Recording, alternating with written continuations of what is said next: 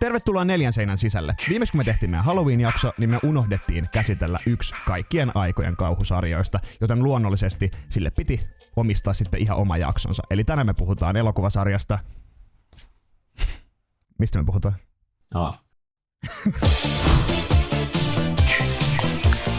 Yksi kerrallaan me aina luetellaan kronologisesti niiden elokuvien tuotantovuoden mukaan ja aina laitetaan ne sitten jollekin sijalle ja näistä voi tulla aika mielenkiintoisia väittelyitä sitten. Vittu jaksaa, et oo tosissaan. Haista sä pitkä vittu. Ensimmäisenä vuoden 1980 perjantai 13. Joo, eli ensimmäinen perjantai 13 elokuva. Mulla tää on siellä 9. Okei, mulla tää on siellä 6. 6? Joo. Ideana on ollut vähän niinku se, että me haetaan siitä Halloweenin menestyksen myötä. Halutaan tehdä joku slasher-elokuva, koska kauhuelokuvat on ollut helppo tehdä, se on ollut aika halpaa tehdä. On ollut siinä mielessä kunnianhimoinen idea, että Sean Cunningham ajatellut, että nyt me tehdään kaikkien aikojen pelottavin kauhuelokuva. Friday the 13th. Tom Savini on tehnyt tähän efektiin. Tom Savinihan on tunnetusti niinku gore-tehosteiden ja tämmösen niinku splatter-kauhun ihan semmonen niinku maailmanmestari. Esimerkiksi se, kun Kevin Bacon kuolee, kun sieltä tulee se nuoli tosta kaulasta. Oikeesti aivan upea. Mä oikeesti siinä mielessä, mä katson tän leffan ihan mielellään pelkästään jo sen tunnelman vuoksi. Muita positiivisia asioita, Betsy Palmer Pamela Voorheesina on niinku rehellisesti hyvä. Heittämällä tän castin paras näyttelijä. Don't let her live. I won't, Jason. I won't. Jollakin tasolla Pamela Voorhees on jopa jännittävämpi kuin Jason. Jason on niin popkulttuuri-ikoni, että Jasonia jopa niinku kannustaa. Siinä ei ole kauheasti mitään yllätyksellistä. Ja siinä mielessä ei mitään kauhean pelottavaa, koska se on niiden elokuvien päähenkilö. Nämä hahmot on aivan järkyttävän tyylisiä. Siis ne ei tee mitään. Ne ei tee yhtään mitään. Eikä niillä hahmoilla ole mitään hahmokehitystä, ei mitään persoonaa, ei mitään väriä. Ne on oikeesti vaan tykiruokaa. Siinä on niin monta kohtaa, jotka ei vaan pitäisi olla. Se kohta, missä Alice keittää sitä vitun kahvia, se ei luo jännitystä, se ei kommunikoi yhtään mitään. Se ei tee mitään. Siis siinä kestää ihan vitun pitkään. Betsy Palmer, niin jännittävä ja hyvä kuin se onkin tietysti mielessä, joskin on vähän outoa, että se on alkuun tosi tehokas tappaja ja sit silloin sitä Alicea vastaan ihan vitusti ongelmia. Se heittää aikuisen miehen ikkunasta. Joo. Joku 70-vuotias vanha muori. Niin se on tosi huono who done it, koska me ei tiedetä kuka se on. Meille ei tule semmonen, se olitkin sinä, koska en mä tiennyt kuka sinä olit. Tää ensimmäinen elokuva loppuu siihen shokeraavaan paljastukseen, että kun tää Alice on siinä veneessä keskellä Crystal Lakea, niin sieltä hyppääkin tämä nuoruudessaan hukkunut Jason-poika. Ja se on oikeesti hyvä jump. Se on. Ja se on asia, mitä mä aina mietin, jos mä mietin tätä elokuvaa, joka on kylläkin aika harvoin. Mutta ehdottomasti elokuvan paras osuus. Hyvä tunnelma, hyvät tapot, that's it. Tähdet. 2,5, eli 5/10. Musta se on 2 tähden leffa, mut itse Mut se on sun top 6. se on 2 tähden leffa, mutta se saa multa 3 tähteä, koska mä tykkään siitä tunnelmasta niin paljon. Vaikka se on, mä tiedostan, että se on erittäin keskinkertainen elokuva. Seuraavaksi Friday the 13th Part 2 vuodelta 1981. Kakkosessa tietysti siinä on jo Jason ensimmäistä kertaa niin kuin tekemässä murhia. Betsy Palmer on kuollut, nyt meillä on Jason. Onko se sama Jason, joka on hypännyt sieltä järvestä? Tapahtuuko se sun mielestä oikeesti? Onko se zombi vai... Kyllä mä näen, että se tapahtuu oikeesti. Okei. Jos se on vuosi aikaisemmin, se on siinä ihan tämmönen pikkuskidi. Ja nyt se on jo aikuinen mies. Joo, ei siinä ole mitään järkeä. Okei. Jatkumo näissä elokuvissa ei ole järin hyvä. Mutta Part 2 on mulla siellä 8. Part 2 on mulla siellä 2. Toi on villiä. Oh yeah. Part 2 motherfuckers. Woo! Kaikki asiat tässä elokuvassa on tehty paremmin mun mielestä. Kun sä haluat katsoa jotain sen alkupään Jasonin, sen 80-luvun alun, vielä aika 70-lukulaisen, semmosen moodin tyylin lajin edustajan kattoo, niin tää on ehdottomasti se, mikä sun kannattaa katsoa. Tää on oikeesti musta todella hyvä elokuva. Mä tykkään tosi paljon. Tässä on tosi samanlainen tunnelma kuin jossain Sleepaway Campissa ja Burningissa, Mad Manissa, tällaisissa kesäleirikauhun klassikoissa. Niin tää on musta ihan sikajees. Parempia asioita tässä on ehdottomasti hahmot. Hahmoissa on jo oikeesti värejä. Tässä on jo oikeesti niinku jotain, että hei, näillä on niinku juttuja. Siinä on se Ratatouille-poika. Mä en muista välttämättä niiden nimeä, mutta mä pystyisin sanoa, että se Ratatouille-poika, sen mä muistan. Hyvä Final Girl, Ginny. Me tiedetään siitä jotain. Se opiskelee psykologiaa. Se puhuu Jasonin psykologiasta siinä elokuvassa. Se selviää Jasonia vastaan hyödyntämällä niitä omia vahvuuksiaan, eli sitä psykologian osaamistaan. Yksi hahmosta mä oikeesti tykkään. Pyörätuulikaveri. Joo. Ja irvokas kuolema sille. Sen leffan paras kuolema. Machetesta naamaa ja sit se putoo ne portaat alas.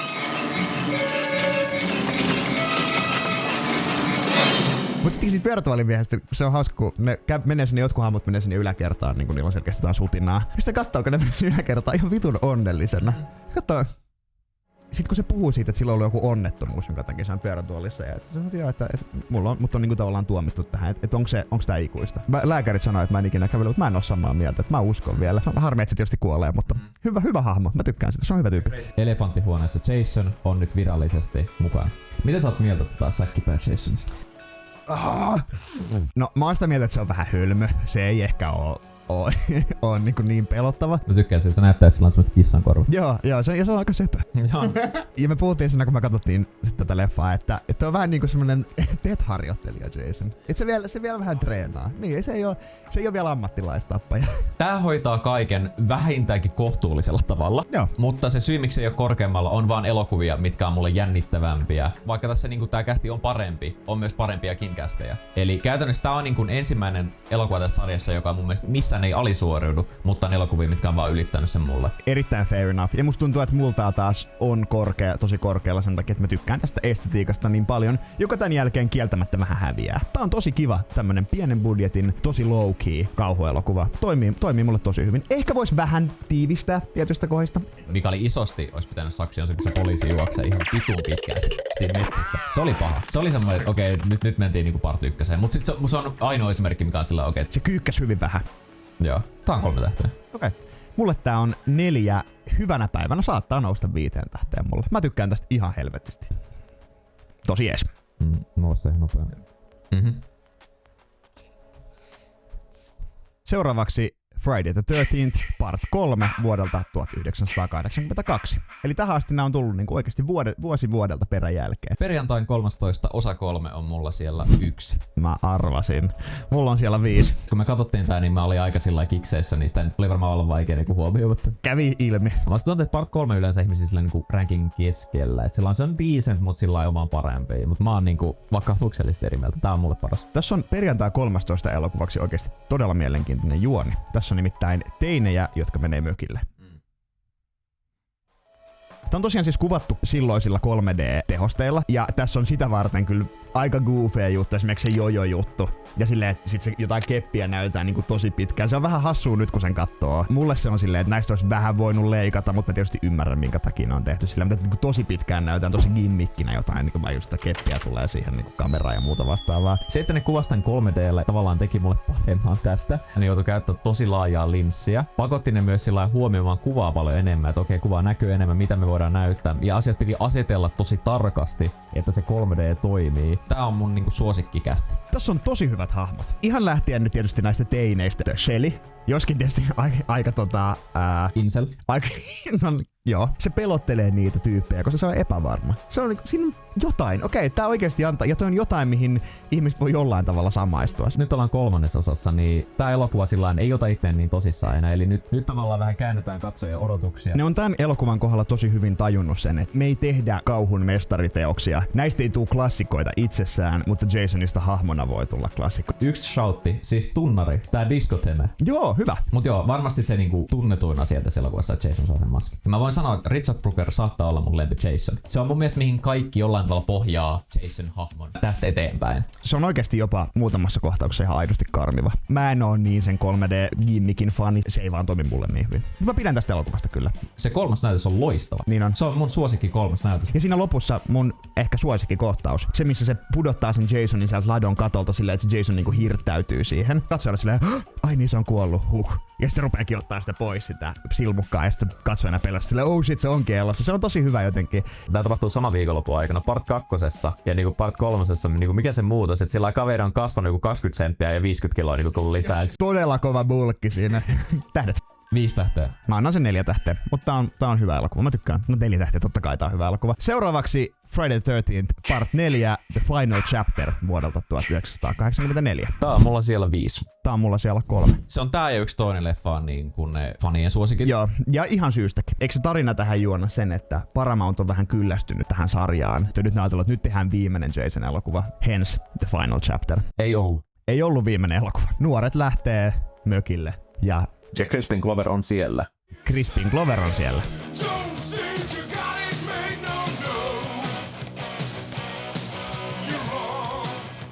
Tom Savini on takas. Koska sille sanottiin, että tää on viimeinen leffa. Sen lisäksi tässä näkyy yksi jatkuva hahmo, joka on useammassa elokuvassa, Tommy Jarvis. Arni siellä tuulettaa. Oot se Tommy Jarvis miehiä vai? Se on ihan myös siinä pelissä aivan loistava. Kultaa. Heti yksi suosikkikohtauksista ja ehkä jopa suosikki tappo. Se missä se tarpeeton kasarin kostaja äijä. Se on tullut sit niinku, että nyt mä tuun tappamaan Jasonin. Ja ei muuten onnistu siinä. They're killing me! Oh god, he's killing me! Kuka helvetti sanois noin? Se tappaa mua! Mutta onks hän väärässä? Se on kyllä aivan totta. Siis to be fair. Ted White, Kanein jälkeen varmasti rakastetuin. Ja siinä on muuten, kun Tom Savini palaa takaisin, siinä näkyy Jasonin naama, tosi hyvä maski ja tosi hyvä kuolema. Se naama valuu siihen veitsen. Herra jumala, miten hyvin tehty. Mä tykkään itse siitä, että niinku Jason on enemmän se niinku päähenkilö. Ja tässä Jason on ehdottomasti vaan se niinku uhka. Tää on sen kakkosen henkeen. Niin kuin sanoin, tää on pimeä, tää on tosi pelkistetty, tää on tosi jees. Mä tykkään tosi paljon. Mä annan tälle vahvat 4 tähteä. Mä annan kanssa 4.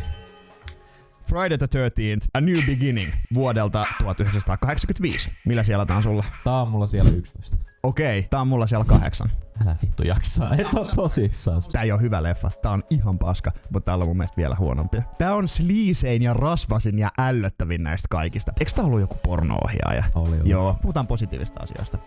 Tässä ei ole positiivisia asioita. Mulle se on positiivinen juttu itsessään. Mä löydän tässä sellaista so bad it's entertaining. Et mä nauroin monta kertaa silleen, vittu mitä paskaa. Hey, Tommy Jarvis is back. Vittu! Siis joo, ja tässä on siis Tommy Jarvis. Tää on joku semmonen, ei todellakaan missään kristalleikillä. Joku tämmönen ihme parantola tai joku vastaava, minne menee niinku ihmisiä, joilla on jotain psyykkisiä ongelmia. By the way, tää vaikuttaa olevan ainut siellä, jolla on mitään psyykkisiä haasteita. Ja se on huonoin päähenkilö, mitä mä oon nähnyt varmaan missään elokuvassa ikinä, kun se ei tee mitään. Näyttää täysin ilmeettömältä. Mä jossain takalla näin. Se on ihan vittu! Huono! On oikeesti ihan vitun huono. Joo, ja sitten spoileri. Jasonia ei näy tässä elokuvassa. Tässä on Jasonin näköinen dude, mutta se ei ole Jason. Tappaja on ambulanssikuski. Joka näkyy kerran. Se näkyy kerran. Ja siinä on muuten yksi elokuvan parhaista kohtauksista, kun siinä on se kaveri, joka on kaikkien mielestä ärsyttävä, jolla on kädet koko ajan suklaassa. If that's your attitude, forget it. Forget it, Vic. Just forget it. Ja sit se ärsyttää jotain sitä kaveria, joka leikkaa halkoja. Okei, no silloin kyllä oikeesti jotain ongelmia. Mun mielestä oli oikeutettu. Joo, se on niin ärsyttävä. Se on koko ajan siis puhunut suklaansyöjää, että okay, mä oon orpo. Ja sitten käy ilmi, että tää ambulanssikuski, joka tulee hakemaan sen ruumiin sieltä, onkin ollut sen isä. Jostain syystä. Ja sitten se on pukeutunut Jasoniksi ja tekee niitä tappuja. Ja sit toi on vielä huonompi Danit kuin siinä ekassa. 2 vitun ärsyttävää. Se on se vanha ämmä. Ja sit sen poika, joka huutaa koko ajan. Kestää vaan huutaa ja se vaan ajaa. Ja sit lopulta onneksi sieltä tulee joku vitun machete ja sen pää lähtee. Kiitos, mut vittu se oli ärsyttävä. Siitä ei mä halua nostaa vielä, koska henkilöhahmot on tässä elokuvassa ihan paskaa. Mut se pariskunta, ne vetää jotain pizzaa. Sillä tulee hirveä paskahätä. Okei, mä menen paskalle. Sitten nainen tulee siihen vessan ulkopuolelle ja sitten rupeaa laulaa jotain biisiä. Ooh baby, yeah baby. Ooh, baby, ooh, baby, ooh, baby. Tuo on huonointa elokuvaa ikinä. Jos tää kuulostaa sekavalta, se johtuu siitä, että Plus se on tapotkin ihan paskaa, siis suurin osa vaan kanavoissa. Joo, 1 tähti. Tää on ehdottomasti 1 tähden elokuva, mutta mä annan tälle 2 tähteä, koska tää on roskaa, mutta tää on sellaista roskaa, joka on musta ihan hauska katsoa. Seuraavaksi Friday the 13th Part 6 Jason Lives vuodelta 1986. Nyt on fanien suosi. Tää on mulla siellä 4. Niin mullakin. Siellä 4. Hei. Tää on oikeesti tosi kiva leffa. Me katsottiin tän vielä mustavalkoisena. Hän siis ohjasi tän elokuvan niinku vanhaan Universal Monster-tyyliin, koska hän oli iso Frankenstein-fani, niin kansi katsoa mustavalkoisena. Ne toimii ihan helvetin hyvin. Tämmönen niinku tuulahdus raitista ilmaa sen 5 jälkeen. Tässä elokuvassa ei ole yhtään alastomuutta. Tässä on tosi aktiivisia niinku naistoimijoita. Tää naishenkilö on parempi kuin Tommy Jarvis. Paljon parempi. Tosi mielenkiintoinen semmonen aika scream-mäinen meta-ote. Siinä on se, missä ne 2 tyyppiä ajaa autolla sinne metsään, sitten ne pysähtyy, sitten näin on silleen, että joo, mä oon katsonut sen verran kauhuelokuvia, että mä tiedän, että tommonen maskipäinen kaveri keskellä tietä ei koskaan ole hyvä juttu. Tää inspiroitu Screamin. Vaikka tää on mulla siellä 4, tähän asti näistä elokuvista tää on paras. Tää on ensimmäinen elokuva. Tää täyttää kaikki elokuvan Mä oon kriteerit. samaa mieltä, tää on tosi hyvin tehty, tässä on tosi hienoja action-kohtauksia. Se kun se bussi kaatuu ja räjähtää, aivan loistavasti tehty. Ja silleen aika pitkä matka tultu siitä ykkösestä tässä vaiheessa. Sen elokuvan alku on ihan supersiisti mulle. Joo. Se kun se iskee semmoisella metallitangolla sen Jasonin ruumiinsa ja Se metalli johtaa sähköä ja Jason herää eloon. Laura Frankenstein vitun cool. Hei, yksi mielenkiintoinen juttu. Crystal Lakeilla on ekaa kertaa lapsia. Yleensä siinä vaan näkyy Sä tykkäät niitä niistä. leirien.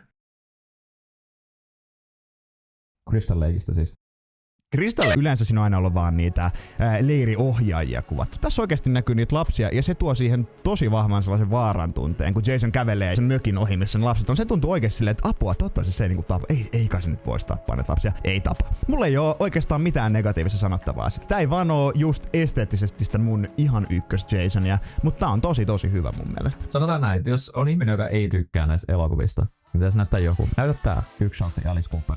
He's back, he's the man behind the mask. Mä annan tälle erittäin vahvat ja kiiltävät 4 tähteä. 4,5. Seuraavaksi Friday the 13th Part 7 The New Blood. Mulla tää on siellä 2. Mulla tää on siellä 1. Oikeesti? On, tää on paras. Fucking respect. Aivan loistava valinta. Mä ajattelin, että taas on paljon matalammalla. Tää oli mulla joskus siellä jotain 10. Okei, tää on aivan loistava elokuva mun mielestä. Mä tykkään tästä ihan sikana. Studiolla oli ideana tehdä tämmönen Carrie vastaan Jason elokuva. Tietenkään ei ollut oikeuksia Carrieen, tehtiin vähän niinku oma, mutta ne onnistu siinä. Ehkä niinku paras osuus mulle tästä elokuvasta on se, vittu Jason on siistin näköinen. Tää on paras Jason lisä. Ja Kane oli ensimmäinen, joka loi oikeesti niinku hahmon tälle. Se on todella ekspressiivinen. Siitä näkee, että se rakastaa Jasonin hahmoa ja haluaa oikeasti tehdä sen niinku hyvin. Tiedettiin, että tähän elokuvaan halutaan paljon stuntteja. Ja Kane tietenkin on stunttimies, tässä on ihan huikeita stuntteja. Aivan loistavia. Tässä on mielettömän paljon hyviä asioita. Ensinnäkin tunnelma on samantyyppinen kuin siinä 4. Tää on pimeä. Se on hyvä, että ne menee sen tyypin synttäreille sinne. Sen jonkun kaverin serkun synttärit. Jason tappaa sen synttärisankari ja sen naisystävän siinä matkalla sinne. Ja ne jotenkin kaipaile niinku, että kyllä se varmaan jossain vaiheessa tulee. Että on monta päivää siellä tekee kaikkea ihan muuta. Siinähän tosiaan tää elokuva alkaa tosi vaikuttavalla kohtauksella, missä tää Tina, joka on tää nuori nainen, joka omaa psykokineettisiä voimia. Se pystyy ajatuksella, vähän niinku Carrie, liikuttaa asioita. Se niinku karkaa kotoa. Mä menen tänne veneelle, se isä tulee sinne laiturille. Hei, että älä lähe. Lapsen raivolla romahduttaa sen laiturin ja se isä kuolee. Ja se on silleen, ei helvetti. Ja sit se potee sitten huono omatuntoa siitä ja sitten tää psykologi haluaa tutkia sitä ja niitä sen voimia. Ja se tulee mukaan sinne. Ja silläkin on aika irvokas kuolema, kun Jason tappaa sen. Joskin tää elokuva valitettavasti hyvin paljon kärsii niistä leikkauksista. Tää on pahin esimerkki siitä sensuroinnista. Ohjaaja valittiin sen takia, että tää oli niinku efektiäijä. Ja tosi valitettavaa, että se sen vahvin osaamisalue jäi sit sen ulkopuolelle, mutta se on myös oikeasti varsin hyvä henkilöohjaaja ja se on tosi hyvä action-ohjaaja. Just kun puhut niistä tunteista, se missä oikeasti tää Tina ja Jason ottaa matsia ja se oikeasti, nyt se ei ole pelkkää selviytymistä, nyt se niinku myllyttää Jasonia. Kane heitti itsensä likoon. Siis Todellakin. Parikymppisen oli joku stuntti, missä niinku sytytettiin tulee ja se vissi meni niinku todella huonosti ja sen jälkeen hän ei halunnut tehdä mitään niinku stuntteina tulella. Ymmärrettävästi hänellä on niinku isot palovammat hänen kehossa, mutta tähän hän oli sillä, että ei niinku, mä teen tää itse. Rohkea mies. Negatiivisesti sanottavaa mulla ei ole mitään. Tää on mulle oikeasti täys 5 tähteä. 5 tähteä. Ainoa se on, että studio teki mitä teki. Mä näin tästä versio, missä joku oli tavallaan ottanut ne surkeat niinku VHS quality pätkät, mutta oli kuitenkin laittanut siihen niinku leffaan. Pitää katsoa toi, minkälaisia ne on. Ne on tosi hyviä tällaista. Se nosti mun taas arvostusta. Siistii. Joo, 5 tähteä. Tilaa kanava. Seuraavaksi perjantai 13. osa 8. Jason Takes Manhattan On sinema. vuodelta 89. Nyt on sinema. Nyt ei ole sinema. On. Tää on mulla 3. Tää on mulla 9. Haista. Sä pitkä vittu. Tää on vähän käänteinen situation sen Part 5 kanssa. Joo. Sua naurattaa se niinku So Bad It's Good. Mua ei, mutta Part 8 on sitä jotain. So bad is terrible. Se on vitun hyvä elokuva. Mä en tykkää paskaankaan. Jos sun elokuva on Jason Takes Manhattan, sä lupailet isoja asioita. Jason menee Manhattanille ja pistää jengiä levyksi siellä. Ai tää tulee olemaan ihan vitun kova. No ei ole! Se on yhden kohtauksen verran Times Squarella. Ihan tylsää paskaa, ei oo mitään New Yorkia. Times Square-kohtaus on 5/5. Siis se nimi on väärä, mutta jos sä katsot elokuvaa niinku omina meritteinä, niin on se ihan vitun hauska. Minä vitun meritteinä. Siinä on ihan vitun hyviä juttuja. Julius, boxing scene. Se on täydellistä komiikkaa. Se on 2-3 minuuttia vasta, että sä lyöt Jasonia.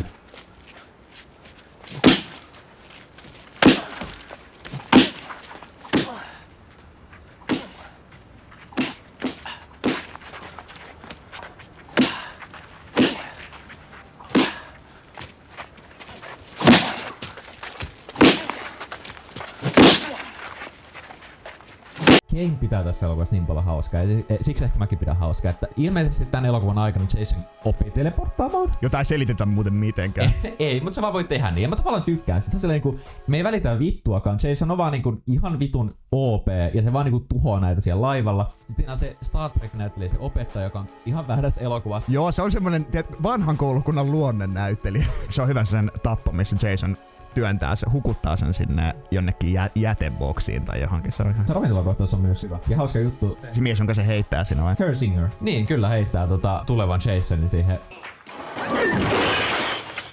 Efektien taso heittelee enemmän kuin missään muussa elokuvassa. Todella. Tässä on joitain mun mielestä erittäin hyviä, esimerkiksi se, kun se vauva Jason.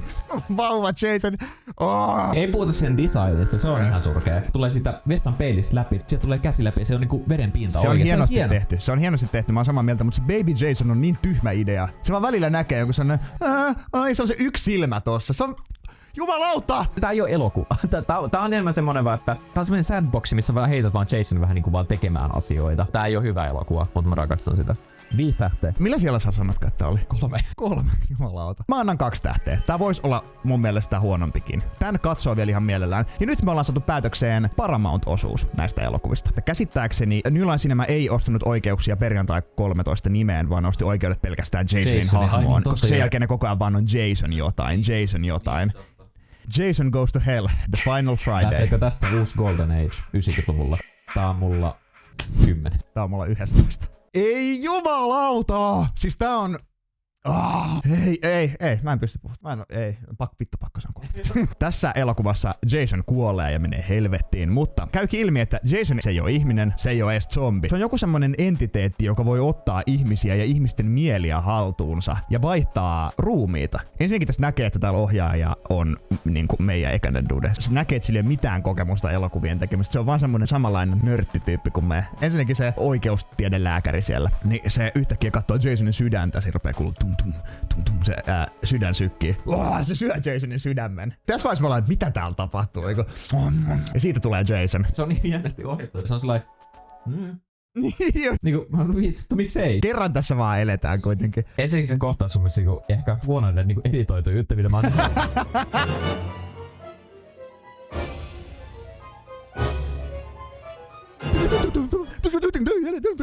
maailman pisimmät alkutekstit. Sitten tästä tulee se täysin ihan hyvä, mutta täysin out of pocket juttu, missä ne nuoret menee Crystal Lakeille. Siinä on kyllä siis yksi tämän sarjan parhaista tapoista. Se, missä ne on siinä teltassa, ja sitten sieltä tulee se joku harppuuna tai joku vastaava läpi. Oikeasti se menee sitten sen tyypin rintakehästä ja vetää sen niinku kahtia. Se on tosi graafinen. Mä olin jonkin sellainen holy shit niinku, että...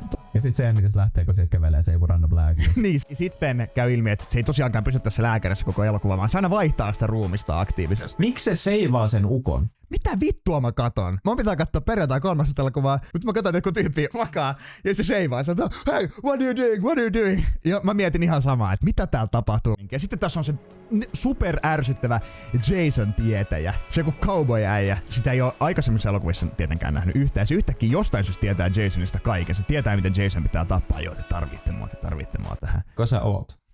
Ja sit hei, yksi juttu. Säijän siellä putkasta, että mä haluan tietää tosta Jasonista, että kerro sitä, okei, mutta se tulee maksaa sulle. Se murtaa sieltä sormia. Vanginvartija tulee siihen. Se hei, guard. He broke my fingers. Se on näin. Jesus Christ!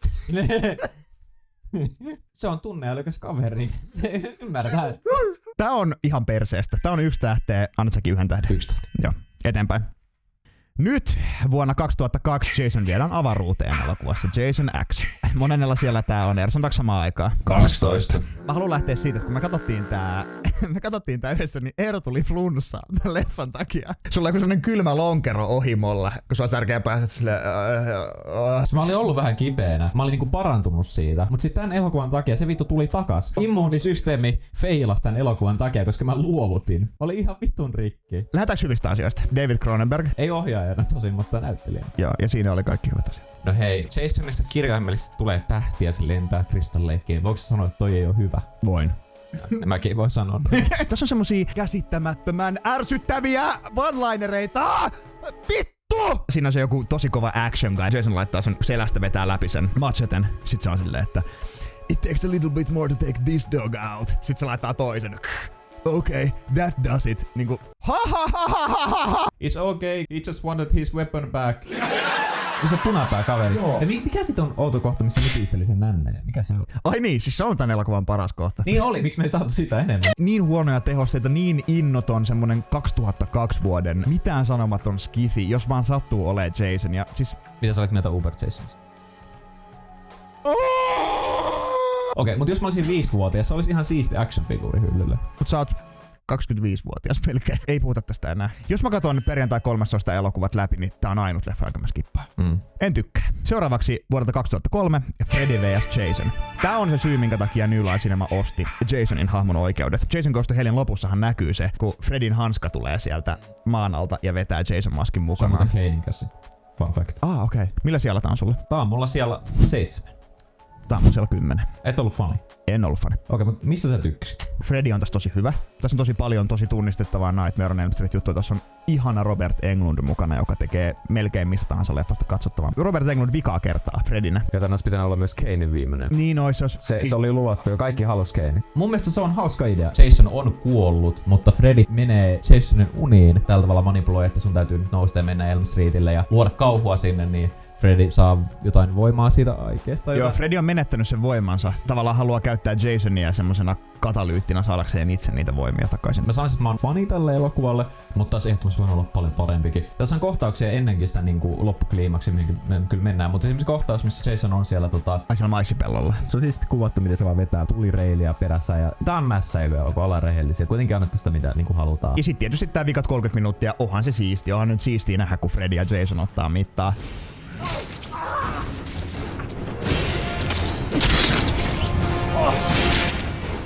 Kumpi voitti?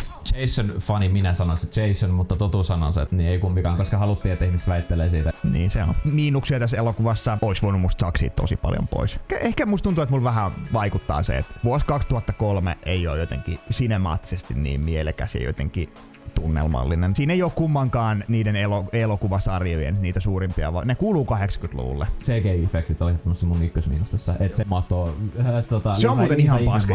Joo, kun se pössyttelee se vitun Freddy mato ihan perseestä, en tykkää yhtään. Ihan hyvä Freddy-leffa ja aika keskenkertainen Jason-leffa. Multa tulee 2. Viimeistä viedään. Nyt me ollaan vuodessa 2009. Tää on remake siitä alkuperäisestä. Ja tää ehkä yhdistelee niinku 4 ensimmäistä. Joo, vois sanoa 4 ekaa. Mulla tää on siellä 6. Mulla tää on siellä 7. Ja mulla tää menee... Mun mielestä oikeasti varsin onnistunut remake. Mut mun mielestä tämän oikeastaan ainut merkittävä ongelma on se, että tää on tullut 2000-luvulle. Iso osa sitä niinku charmia on se 80-luvun estetiikka. Jos mä haluan katsoa perjantai 13 elokuvia, niin ei tää oo se mun ykkösvalinta. En mä tiedä, saaks me tästä oikeesti niin paljon irti. Tästä nähdään, nyt ollaan 2000-luvulla, nyt niinku kaikkia korea, seksiä ja kaikkea nyt niinku levelapataan vielä niinku uuteen suuntaan. Ja mä tykkäsin siitä, että tässä oli jopa vähän tarinaakin. Päähenkilö etsii sen siskoa, joka on periaatteessa vähän niinku se 4. story, mutta tehtynä paljon paremmin. Ehkä ensimmäistä kertaa perjantain 13 historiassa saan tappoja, joka vähän tuntuu pahalta. Kun sä koko ajan ajattelet, että se sisko tulee selviämään ja se tulee pelastaa. Se ei saa pelastettua. Niin, se on tämmönen sankarin tarina, joka epäonnistuu. Se on sellainen, että en olettanut tota ja lainit tässä elokuvassa ihan sairaan. Your nipple placement is perfect, baby. Joo, ja sit, että you should win a tit competition. Kuka sanoo noin? Loistava Jason. Joo, on. Tosi hyvä. Ja mä tykkään, että tässä on kirjaimellisesti Dexterin Masukan niinku backstory. Se on vaan Masuka. Se on ihan sama hahmo. Eikö se pyörii sen vitun lätkämailla kanssa? Oh, it curves like my penis. Oh. Oikeasti tosi hyvin tehty elokuva. Mulla ei ole tästä varsinaisesti mitään pahaa sanottavaa. Tän ainut heikkous on se, että tää on perjantai 13 elokuvat nojaa niin vahvasti, etenkin niihin Paramountin kasarielokuviin, niin se ei vaan tavallaan... Mä en vaan näe kauheasti syytä, minkä takia kun mä haluan katsoa perjantai 13 elokuvan, mä kattosin tän. 2000-luvulla asiat on vähän kliinisempiä. Se luo jännitystä mulle, kun se näyttää vähän huonommalta. Mä oon samaa mieltä. Hei, tossa oli kaikki elokuvat. 12 elokuvaa. Eli mun lista on tässä. Ja mun lista on tässä. Ja jos kiinnostaa ja oot kattonut nämä kaikki elokuvat, niin kommentoi ihmeessä.